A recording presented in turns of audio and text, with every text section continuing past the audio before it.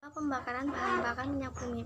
Di balik manfaatnya untuk membuat kehidupan manusia menjadi lebih baik dan mudah, minyak bumi ternyata menyimpan dampak yang merugikan lingkungan. Dampak tersebut ditimbulkan oleh penggunaan minyak bumi sebagai bahan bakar. Ada dua jenis pembakaran minyak bumi, yakni pembakaran sempurna dan pembakaran tidak sempurna. Pada pembakaran sempurna, hidrokarbon akan bereaksi dengan oksigen membentuk gas karbon dioksida dan air. Jika dalam bahan bakar tersebut mengandung nitrogen, sulfur, atau besi, pembakaran sempurna akan menghasilkan nitrogen dioksida, sulfur dioksida, dan besi trioksida.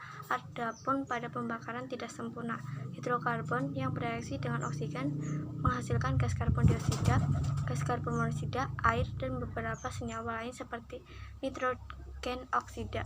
Dari pembakaran minyak bumi antara lain karbon monoksida, karbon dioksida, nitrogen monoksida, sulfur dioksida.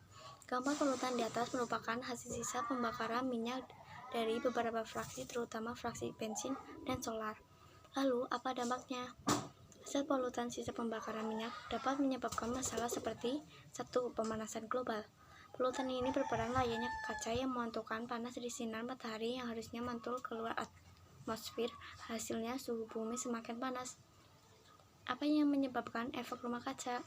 Efek rumah kaca terjadi karena ada banyak sekali kandungan CO2 di dalam atmosfer.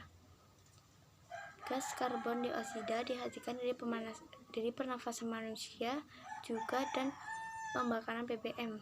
Sebenarnya CO2 diperlukan tumbuhan untuk fotosintesis. Namun, karena jumlah kendaraan semakin tak terhitung, maka produksi CO2 menjadi tak terbendung lagi. Hujan asam. Sulfur dioksida yang dihasilkan oleh pembakaran bahan bakar solar dan batubara akan teroksidasi di udara menghasilkan SO3. Sulfur dioksida yang sudah teroksidasi tersebut bereaksi bergabung dengan air hujan sehingga air hujan tidak lagi murni HO2 melainkan sudah menjadi asam sulfat. Hujan asam ini akan berdampak pada lingkungan seperti menimbulkan karat pada besi, mengganggu pertumbuhan tanaman air, bisa membunuh ikan di danau atau kolam outdoor. 3. Dampak buruk pada kesehatan manusia. Pada kesehatan manusia ada banyak efek negatif apabila gas polutan ini sampai masuk atau terhirup oleh manusia.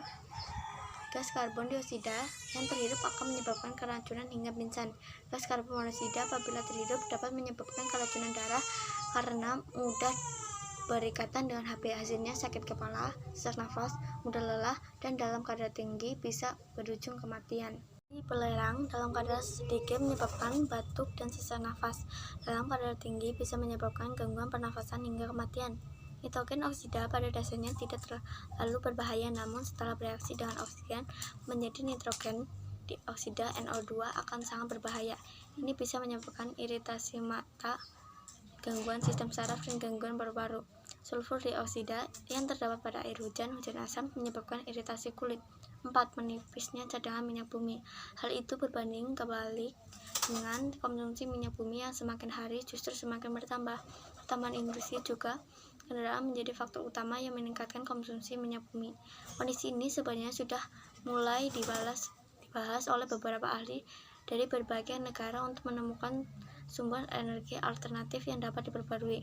5. Polusi udara. Salah satu hasil dari polusi udara ini adalah fotochemistry atau asap kabul fotokimia yang terjadi dari berbagai campuran zat polutan di udara.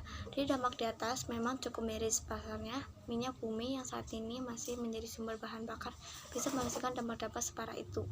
Dampak pembakaran bahan bakar minyak bumi terhadap lingkungan dan kesehatan manusia. 1.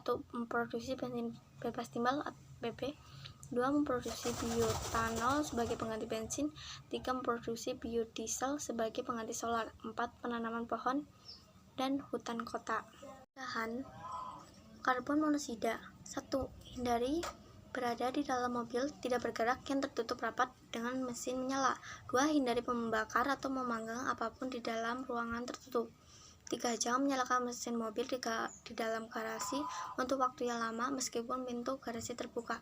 4. Hindari berenang atau berada di dekat jet ski atau kapal dengan mesin yang menyala. 5. Hindari duduk dalam waktu lama dekat alat pemanas yang menggunakan bahan bakar gas, minyak tanah, atau kayu bakar. Pasang ventilasi yang cukup pada ruangan, terutama ketika ada alat seperti water heater. 6. Pasang alat pendeteksi karbon monoksida di area yang berpotensi mengalami kebocoran karbon monoksida. 7. Lakukan pemeriksaan semua alat pemanas atau alat yang menggunakan bahan bakar secara berkala untuk memastikan semua alat tersebut pada kondisi baik. 8. Letakkan dan pasang generator portable atau genset di luar rumah atau di ruangan yang memiliki cukup jauh dari ventilasi rumah.